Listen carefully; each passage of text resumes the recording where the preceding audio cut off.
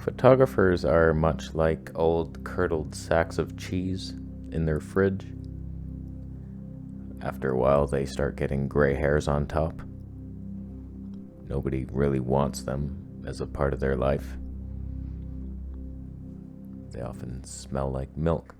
Doesn't mean if 5 of them came to me for help, I wouldn't help. All I want is the perfect camera. All I want is the perfect camera. So today we're going to answer 5 desperate loser photographers, but first, let's cry together. I just missed another deal.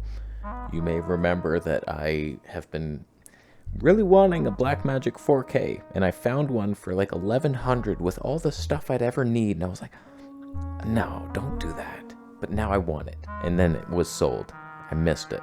I just saw a better deal, $1,200, same stuff, cage, SSD, and the speed booster. Same price, $100 more. Freaking. So I was like, yeah, I'll meet you. He's like, oh, sorry, somebody just messaged me. They're going to come. I'm like, I'll do more. He's like, oh, the other guy will also do more. Sorry for making that guy spend $100 more, but I want to punch sacks, man. I saw another one I might pounce, $1,100, but no speed booster now. Oh, I could have used all my Canon lenses. We're on the Canon R8, of course. 85mm 21.2. The only thing that calms me down after missing a deal is shooting at 21.2 unnecessarily. So was that your question? Fantastic review, but what exactly is tilt shift mode? When you're filming discrete, how are you holding the Pocket 3? Holding it out horizontally? What are you doing? How are you doing this? So he's talking about my slow motion street videography where you can film people on the Pocket 3 and they don't really know you're filming. This is how I do it. You take your little protective cage off. So usually I'm in follow mode, but you want to go to tilt locked mode. And that way, when you're this way, it's still pointing straight. Can you see any of that? This is the worst lens to be demonstrating this. But so here's what I do. God, I should have filmed on a wide angle. So I'm just walking. Someone's walking towards me this way. I'm just like... But what I do, because they'll notice if you're like... It's pretty obvious you're filming. What I am doing is just like... looking the other way and filming... What's that over there? And they're just like, what's over there? What's he looking at? I'm looking at you later on because I filmed you in magical slow-mo. Contrast that with what I was doing before. But also trying to... And a 50mm lens. So like my angles... I went out the other day and I got like all these shots and I missed most of them. Because of 50mm. It's like, oh, I was too high. Oh, too low. Not even close. You're out of focus. Damn you. So like that's what I was doing. You get better shots like this. The compression, 50mm Zeiss, and you actually get moments. It's like, holy shit. Yeah, it's going to be better than the Pocket 3, but it's also much harder. And nobody's going to know. Everyone knows when I'm doing this. And then I have to actually look at the screen if I really want them in focus. And then it's like, sorry. Yes, I am filming you. It's a genre. By the way, I'm trying manual exposure now. And I'm standing for some reason. I figure the lantern being closer up. Usually when I'm down, it's like this top-down lighting. It's not great. And I'm doing 75% plus 5% zebras. I don't know if that's right. My theory is that the reason Sony's never come out with a Sony RX10 Vive is it would be the perfect camera. Nobody would buy another lens again. What is your theory on why there's no Sony RX10 5V? I think you're correct. Sony is instead choosing to come out with a vlogger-focused year again. They feel like failing miserably and having just 90% crop stabe. No stabe in the lens or the IBIS. Don't worry about that. Just digital crop, 90%. Tiny. But don't worry, we have a 30mm lens. So like, it'll be 90mm, but then we have a selfie stick for vloggers. They know nothing of what I want. We removed the slow motion for you. We used to do 960 frames. Now we do 120. So much simpler.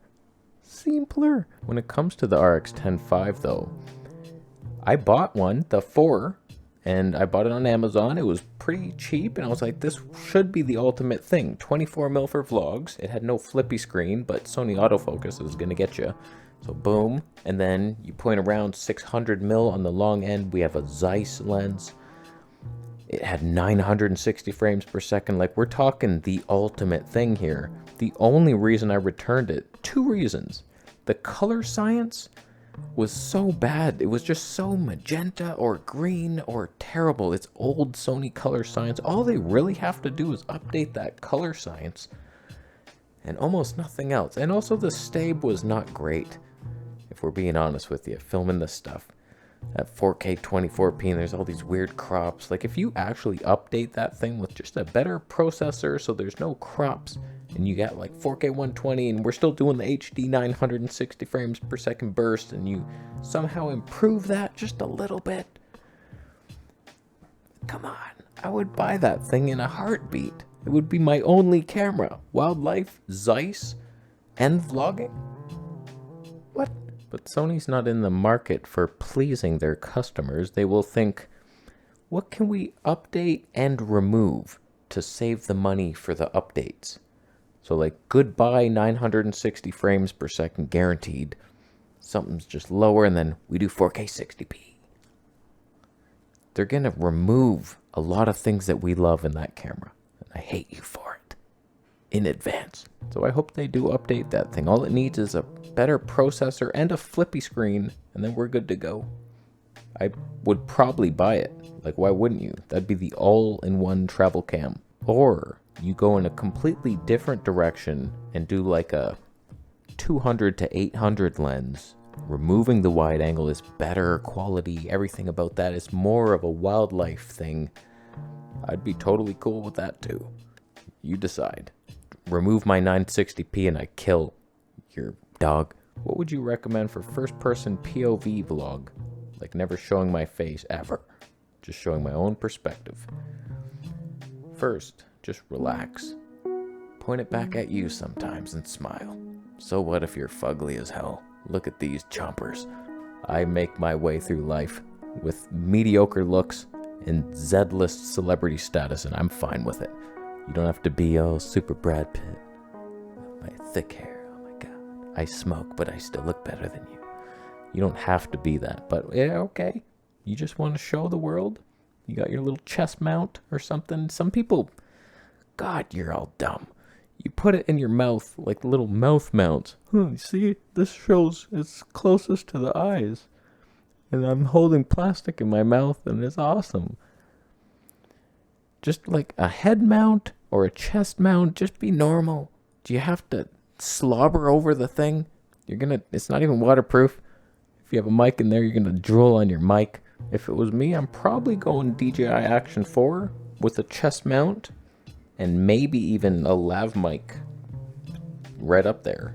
Although you're right by the mic, it should pick you up pretty good, especially if you're talking downward. I used to film on my Sony X3000 like this. If I was ever trying to film something and talk and show something, because the mic is right here, and I found if I was above it, it sounded all muffled. There's too much blocking it. But if you're underneath, it's like, oh yeah. So I don't know, you might need a microphone.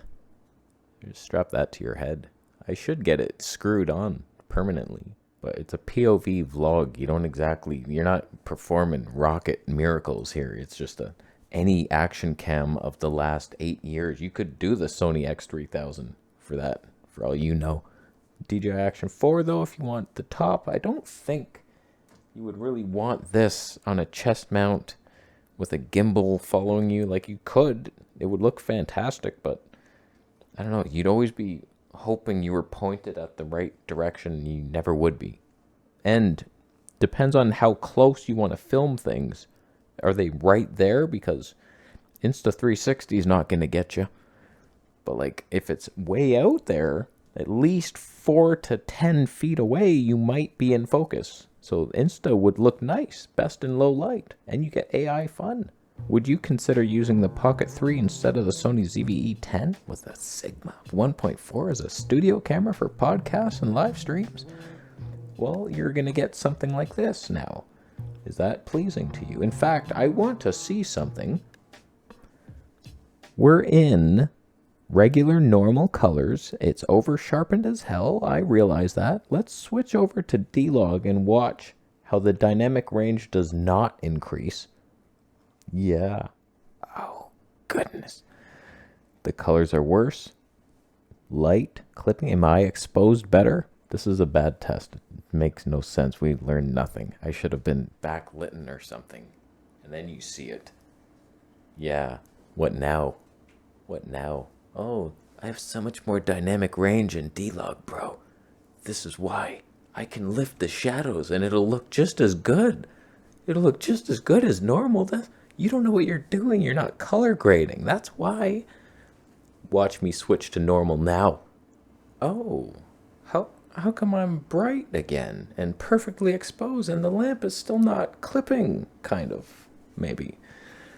It's because there's HDR magic in normal mode that doesn't exist in D-Log. Yeah, so it's not more dynamic range, is it? No, it's not. You were wrong, commenters of the past that I'm still holding a grudge towards. How are you doing? So, was that your question? Could you do this? I mean, you could, but I imagine the Sony's going to look better even with a crippled Sigma lens. Get a Zeiss on that thing, but you're a podcast. Nobody's looking at you. They're off doing dishes and shit. You're in the background. You're nothing to them. They just want noise to distract them from their thoughts.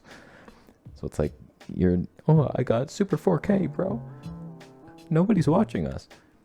Just have good audio and like a really fun topic. Give good information. Help somebody sometime. Obviously, a mirrorless camera is going to look better than whatever the hell this is trying to do. So even Sony ZV-E10 color science, it's going to be better than this, always. Just bigger sensor. You can choose the glass, you can choose the focal length, but just focus on the content, man. No one cares.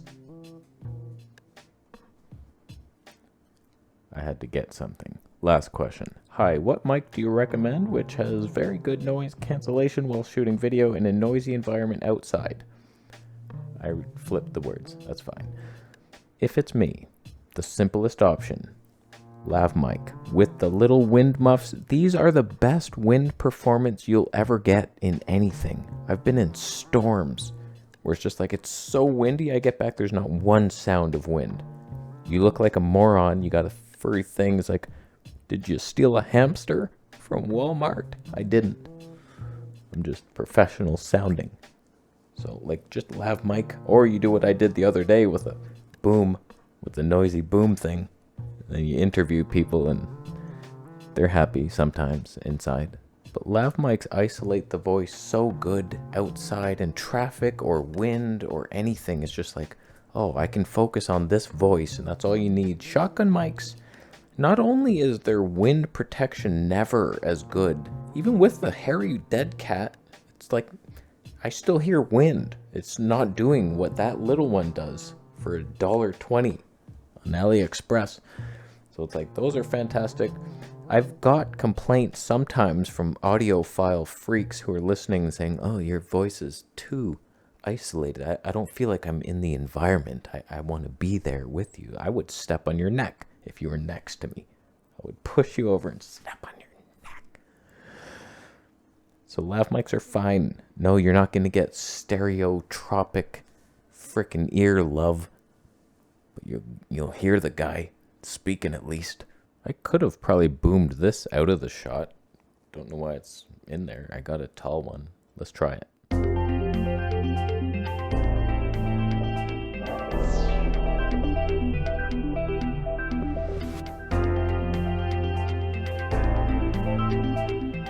You have no idea how unnecessarily hard that was. Because no, it's not tall enough when I'm standing. I had to tried it on the chair, it wasn't balancing, and then now it's on my desk.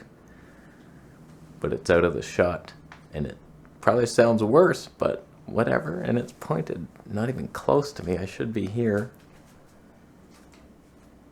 I helped you. Admit it. I've done that. And final thing. People are saying, oh, this is so fragile. I could never buy that. It's the gimbal mechanism. I've dropped this twice now from waist height. Usually I'm very good at babying my cameras, but I just had a certain sweater, put it in that pocket, and then went over to tie my shoe, and it slipped out, smashed on the floor. The mist filter would pop off. I was using the mic cover. I was using one of these, and then that goes in the pocket, but my pockets just hold on to this, so it just slips out. Boom. Zero protection. So it's tough. It works. So far, so good. And you don't need to protect the gimbal, man. Just put this little silicone case on, you're done. Like, what do you need? It locks in. What's gonna happen? Like, it's just gonna move around. It should be fine. Could be. How you doing? You subscribing for more videos? I'll see you next. Bye.